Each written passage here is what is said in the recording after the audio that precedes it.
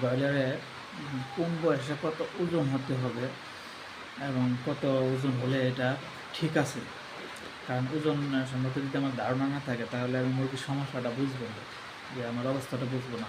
দেখা গেছে 1 মাস হয়ে যাওয়ার পরে যখন ওজন কম আসবে তখন আর কিছু করার থাকবে না। আর আগে যদি কম থাকে তাহলে এটা একটু সমাধান করা যাবে। তাহলে ব্রয়লারের ক্ষেত্রে যদি বলি, ওজন কত, প্রথম দিন যে বাচ্চাটা আসবে ব্রয়লারের, এটার স্ট্যান্ডার্ড ওজন হলো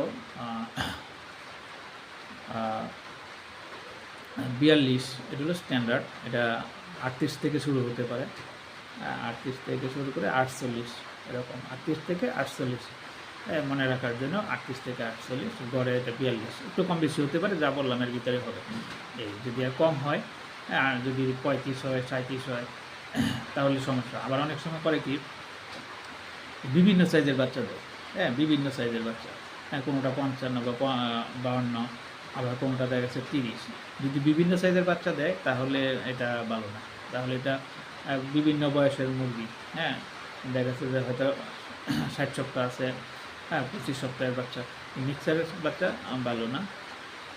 একই ধরনের হোক, ওজন একটু কম থাকুক, মানে গড়ে 40 হোক, 39 হোক, কিন্তু যদি মিক্সার না থাকে তাহলে ভালো।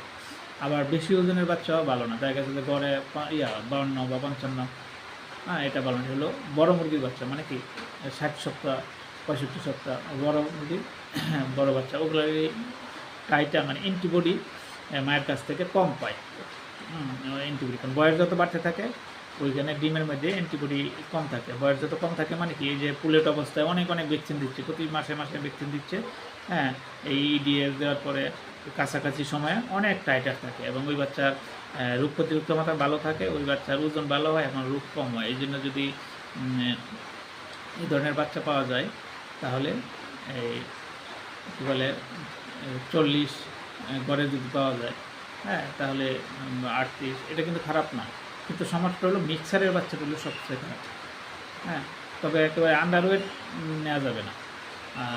এটা বোঝানো হয়েছে যে তুলনামূলকভাবে একটু প্রথম মুরগির বাচ্চা প্রথম 40 সপ্তাহ পর্যন্ত, 25 থেকে 40 বা 45 পর্যন্ত বয়সের ডিমের যে বাচ্চা, এটা সবচেয়ে ভালো।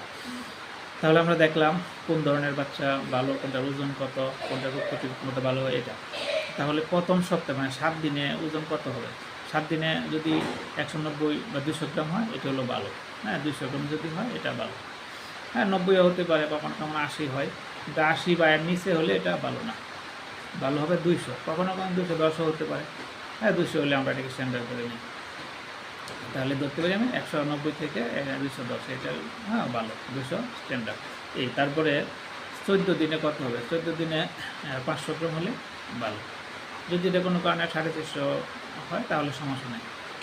14 দিনে 500, এটা হলো স্ট্যান্ডার্ড, ভালো।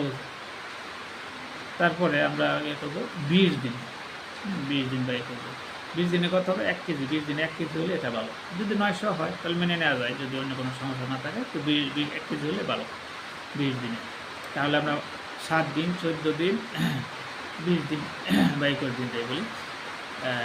তারপরে হলো 28 দিন, না এরপরে 25 দিন। 25 দিনে কত হবে?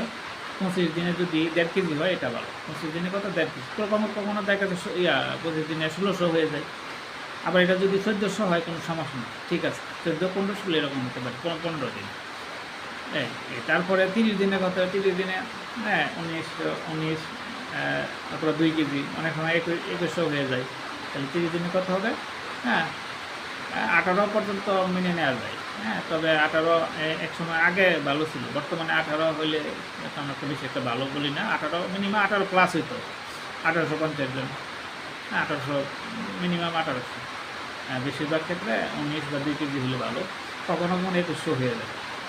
এ হলো বয়সের সাথে ওজনটা।